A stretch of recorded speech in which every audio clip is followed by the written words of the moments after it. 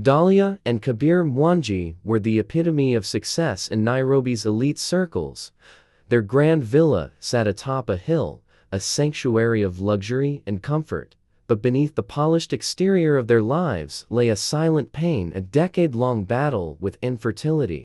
For 10 years, every prayer, every medical intervention, every hope ended in disappointment.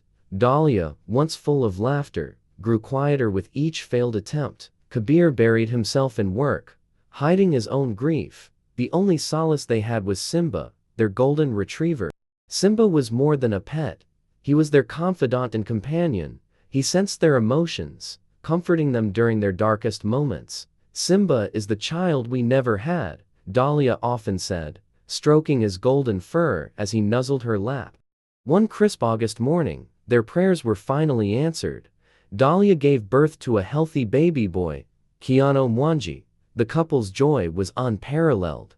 Their villa, once too quiet, now echoed with the sounds of baby cries and laughter.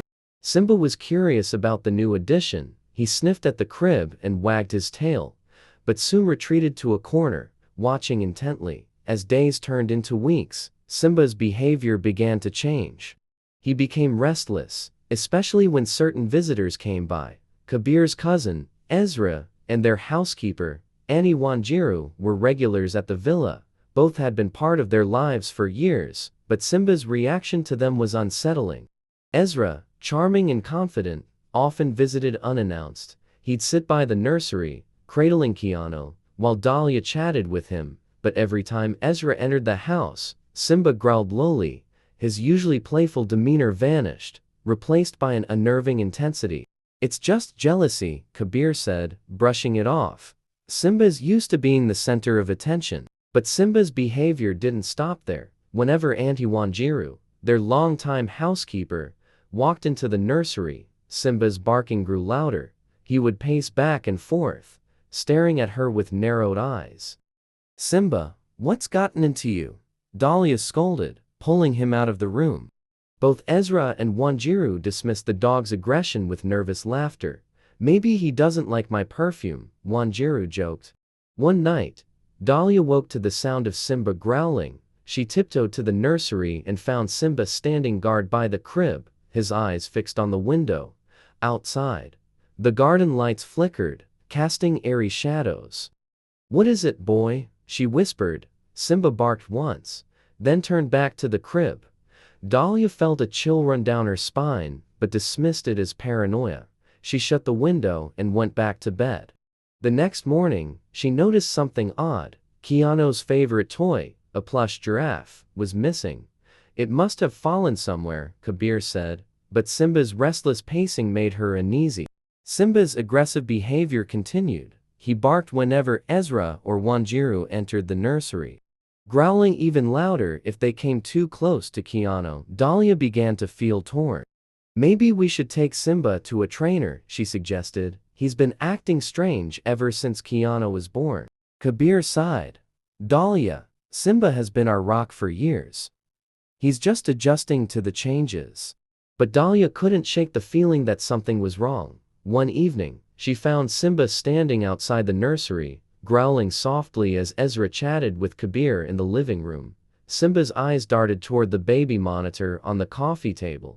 A week later, something unsettling happened. Dahlia caught Wanjiru lingering by the nursery window late at night. "What are you doing here?" she asked, startled. Wanjiru jumped, clutching a rag in her hand. "I was just cleaning the windows, ma'am." At the same time, Simba barked furiously, pulling at his leash. Kabir rushed over. "What's all this noise?" "Your dog is going mad," Wanjiru said, her voice trembling. "I was just doing my job." Dahlia's suspicions deepened, but Kabir dismissed them. "You're overthinking this. Wanjiru has been with us for years." A few days later, Ezra visited with gifts for Keano. Simba's reaction was immediate. He lunged at Ezra, barking furiously. Kabir barely managed to pull him back. "Simba, what's wrong with you?" Kabir shouted. Ezra laughed nervously. "I think he just hates me, cousin." Dahlia, however, noticed something odd. Ezra's hand trembled as he reached for Keano, and he avoided Simba's gaze. That night, The villa was unusually quiet. Dahlia and Kabir, exhausted from a long day, went to bed early. In the middle of the night, Dahlia woke up to find the nursery door ajar. Her heart raced as she stepped inside. Keano's crib was empty. The curtains billowed in the breeze, and the faint sound of Simba's barks echoed in the distance. Kabir checked the security cameras and saw the shocking footage. Simba carrying Keano in his mouth, leaping over the garden fence. The couple panicked and wondered why Simba would run away with their child. In fear and desperation, the couple drove through the city, calling out Simba's name. Every street corner seemed unfamiliar. Every sound amplified their fear. Hours passed without any sign of their dog or baby. Finally, a call came in. Simba had been spotted near an abandoned warehouse. The couple rushed to the location, their hearts pounding. Inside the warehouse, they found Simba standing protectively over Keano. Across the room, Wanjiru and Ezra were arguing, their voices filled with panic. "I told you this wouldn't work," Wanjiru hissed. "You're the one who messed it up," Ezra shot back. The couple stood frozen as the pieces fell into place. Wanjiru and Ezra had planned to kidnap Keano. Simba had sensed the danger all along, trying to warn them. Ezra and Wanjiru were arrested, and Simba was hailed as a hero. Back at home, Dahlia and Kabir showered their loyal dog with love and gratitude. "You saved our family," Dahlia whispered, tears streaming down her face. Simba wagged his tail, his eyes filled with understanding. For the Mwanjis, the bond between them and their protector was now stronger than ever. This story teaches us the importance of trust, awareness, and loyalty. Sometimes, warnings come from the most unexpected sources, and dismissing them can lead to dire consequences. Simba's unwavering loyalty reminds us that true protectors act out of love, even when they are misunderstood. This story also emphasizes the value of intuition and vigilance. Ignoring signs of danger, no matter how subtle, can make us vulnerable.